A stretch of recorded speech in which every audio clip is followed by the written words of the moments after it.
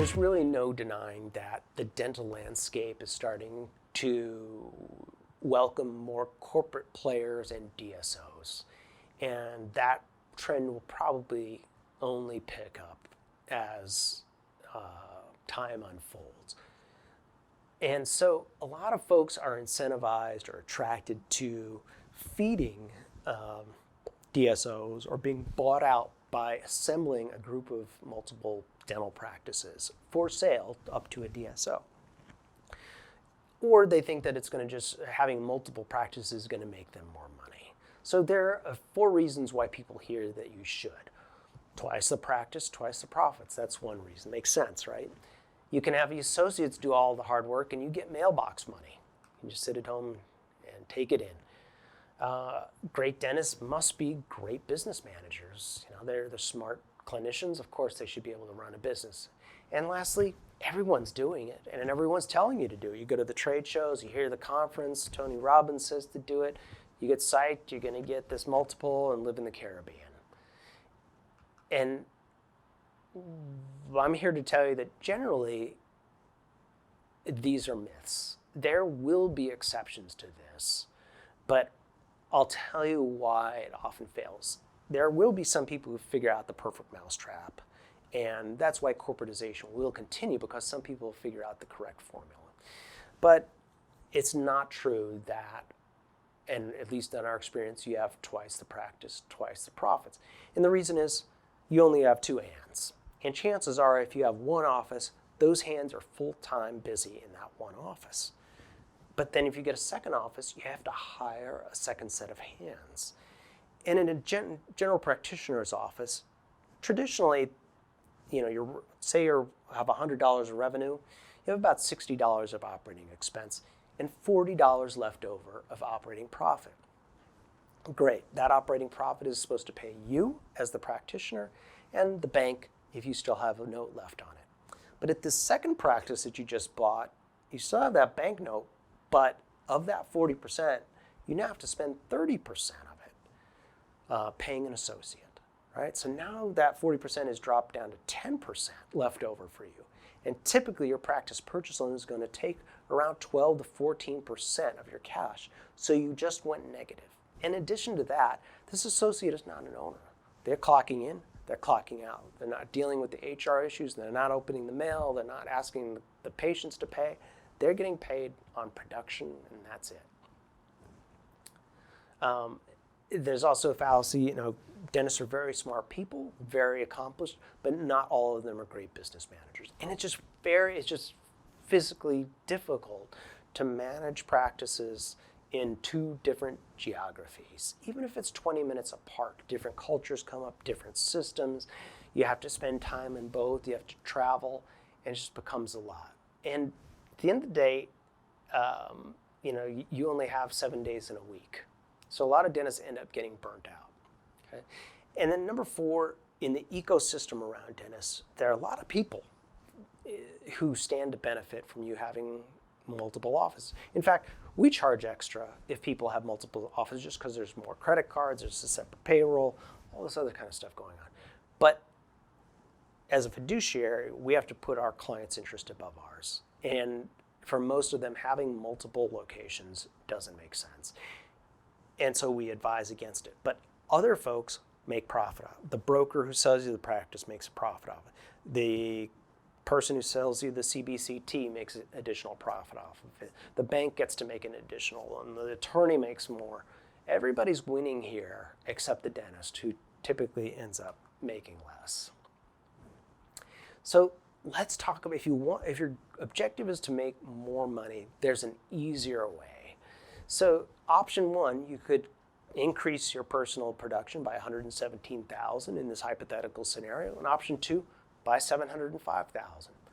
It's about 6 times more work to do the option 2. But what I'm going to show you is that both lead to the same net profit. If this, in option 2, you're generating it by having a second office. So let's look at these columns here. Column 1 is today, and it's unlabeled. That's $1 million, you have 35% operating profit, but you want to make more. Okay, option 1 is, hey, just up your current game in your current place by $117,000. Now, your fixed costs don't change. Your rent doesn't go up if you're seeing more patients. Great. And your variable costs, maybe a little bit more labor, a little bit more dental supplies, go up a little bit too, but not that much. And voila, most of that $117,000 falls to the bottom line, and you've made $100,000 more than you did in just your baseline scenario. And the reason is because the owner in any business gets paid last. Employees get paid first, rent gets paid, yada, yada. But once you hit that certain critical mass or escape velocity, whatever's left is mostly the owners. So adding those few extra dollars on your revenue line, once you've gotten past break even, those are really the dollars that benefit you. Not all revenue dollars are created equal. Those later ones are much more valuable. Now compare that to the multi-office scenario, option 2. Yeah, your collections have gone way up, $1.7 million. And yeah, of course your variable costs at 15% have kept pace with that. So that's a little bit more. But the real killer here is that your fixed cost doubled, right? Your rent doubled, your telephone service doubled, some of these things that you just can't get away from when you have multiple locations. So you're putting in way more work, but you're making just as much as if you had just upped your game a little bit in option 1 in your single practice. Now here's the thing that we're not showing on here, which I think is the final nail on the coffin on option 2, is you bought this practice probably for $800,000, right? Because maybe it was producing $1 million, or maybe this second office, or whatever it was. But now you have a note that you've got to pay back. So that $450,000 really is going to get chipped away by a loan payment, which is pretty significant. Like I say, about 10, 12, 14% of your revenue. So that you'll end up making less, and even sometimes go negative on the second office if it's looked at alone, and really doesn't make a lot of sense. And here we're just highlighting the comparisons between the different boxes. Okay, just another way of slicing this, again in the first column, you'll see that we've got our baseline $1 million of collections. But by simply increasing your collections in your existing office 20% up to 1.2 million, or even an additional 25% up to 1.5, that's where your big money gains are going to go, because you've got your fixed cost covered, your variable costs change a little bit, but you don't have that doubling of fixed costs. You don't have that note that you've got to pay. So that's where you get those big increases in net income.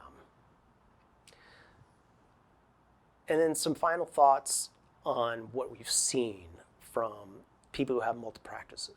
A lot more stress. They actually make less money. They save less.